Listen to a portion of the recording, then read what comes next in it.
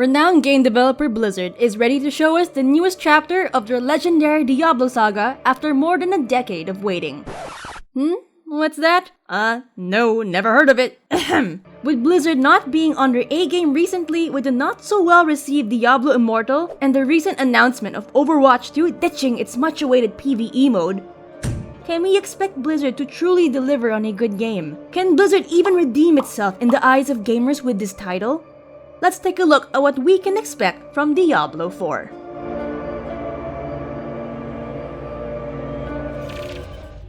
The story focuses on an ancient evil returning to the realm of Sanctuary. The game is set 50 years after the events of Diablo 3, where Lilith, the progenitor of humanity, has come back to spread hate across the land and take back her place as the mother of humankind.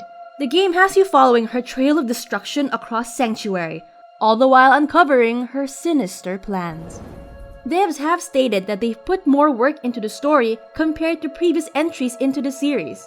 They wanted to focus more on really differentiating themselves from past works, which still have active player bases. We'll be looking forward to seeing if they actually pull off something different compared to Diablo 3 and other previous Diablo works. A considerable focus of Diablo games, of course, is in the gameplay. Diablo's core gameplay is still there. You fight hordes of demonic enemies, get loot, level up, optimize your build, go up against stronger hordes of demonic enemies, rinse and repeat. It's the tiny details of how you go about your journey in this gameplay loop that change. First off, let's look at the characters available at launch. They announced that there will be 5 playable characters at launch: Barbarian, Sorceress, Druid, Rogue, and Necromancer. That's a fair amount of variety even at launch. You wanna go full Unga Bunga? Smash, slash, and crush your way through your enemies with Barbarian, feeling like just sitting there and letting others do the dirty work for you.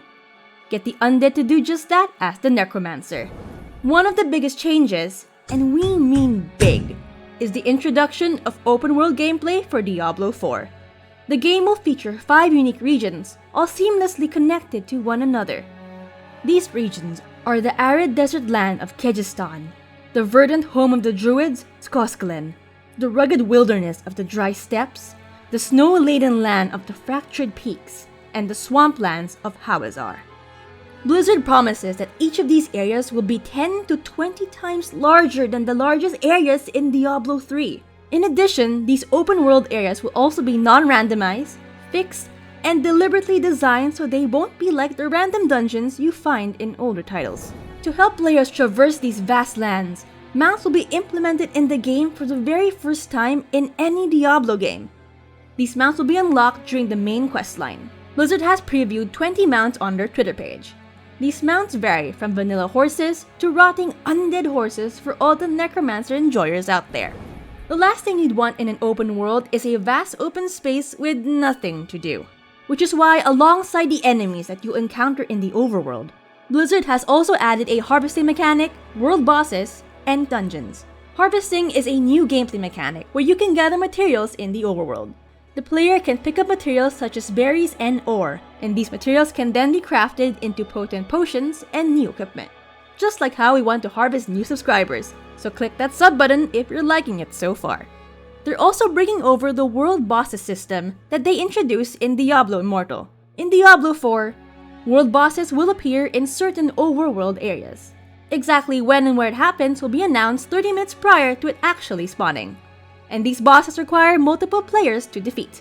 Now you might be asking, wait, world bosses require multiple players to defeat? Yes, you heard right. Multiple players. In order to fill up the massive world they created and also to make it easier to engage in multiplayer, the devs have decided to implement what they call a shared world system. It's not quite to the level of an MMO, but you will be able to see other players running around the world as well. They did mention that there will be limits on how many players there will be for certain areas. In cities, the player limit will be higher, but in order to preserve the difficulty and the atmosphere of the game, the amount of players you can have in the overworld will be further limited. Dungeons, however, will be private for solo players or players who are partied up. And speaking of dungeons, any open world game would be incomplete without exploration. That's where the dungeons come in. As you explore the overworld, you'll find these dungeons in fixed places across the map. Unlike the usual Diablo dungeons, these dungeons will be found in the overworld and not somewhere you just warp off to. They're also not as random as before. There will be a certain format each dungeon will follow, but items and hallways and such will be in slightly different positions every time you go in. However, each dungeon will have a set objective. It will also have a set reward in the form of a Codex of Power. Codex of Powers will grant you a specific legendary power, so it'll be a good idea to plan out what dungeons you want to complete to get the legendary power that's right for your playstyle and build. Blizzard also mentioned that there will be a Season Pass. Wait, don't click off yet! They mentioned that the Season Pass bonuses will be cosmetic only. No pay to win or pay for power options. As long as Blizzard will keep its word, we think that most players will find that to be acceptable. I mean, Blizzard's not a company that promises one thing before release and takes it back or anything, right? Right? These are the major changes coming to the Diablo series with the release of Diablo 4. There are certainly a lot of things here to explore and experience with features that may attract new players and as well as veteran players looking to have their Diablo fix, but with a twist. We'll just have to wait and see how well Blizzard can execute these in the final release. Diablo 4 retains a good amount of the look and feel of the older games, continuing to be an isometric action RPG. Don't fix what isn't broken, am I right? Looking at the minimum and recommended specs for running the game, we're not expecting jaw-dropping fidelity or bleeding-edge graphics. But that's not really what you look for in a Diablo game anyway, so we're kind of fine with that. While it looks like most modern computers will be able to handle Diablo, you should probably still brace yourself for when the inevitable every special effect ever in the game starts flying out when you and your party come in to wreak havoc happens.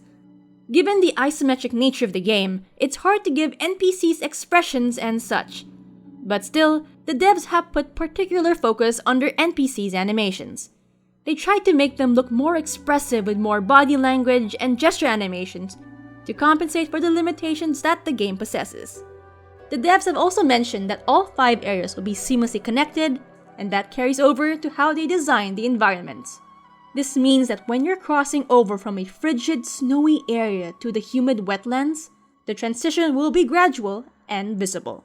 The player will be able to see snow melting, water flowing, and vegetation growing in the in-between of the 2 areas. If Blizzard can pull off making the world look alive and packed, as well as the huge scope of the maps they want to achieve, then they can certainly prove once again why they're a giant in this industry.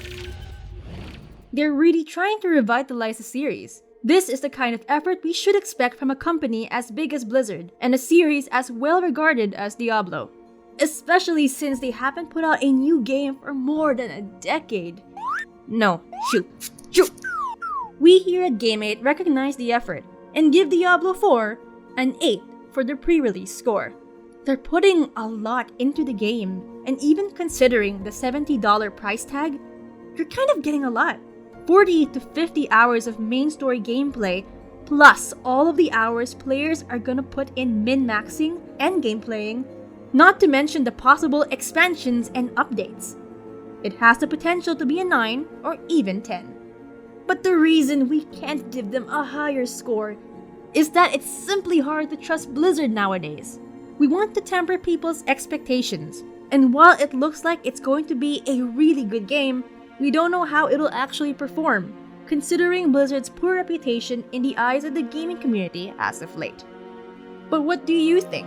Do you think that this is Blizzard's Phoenix Rising moment? Is this going to be Blizzard's return to good form? Or will they give us the good old rug pull again? And did we give it a fair score? Why don't you tell us in the comments below? And as always, like, share, subscribe, and follow us on Twitter for more video games and video game related content. This is Game8 Information Station, signing off.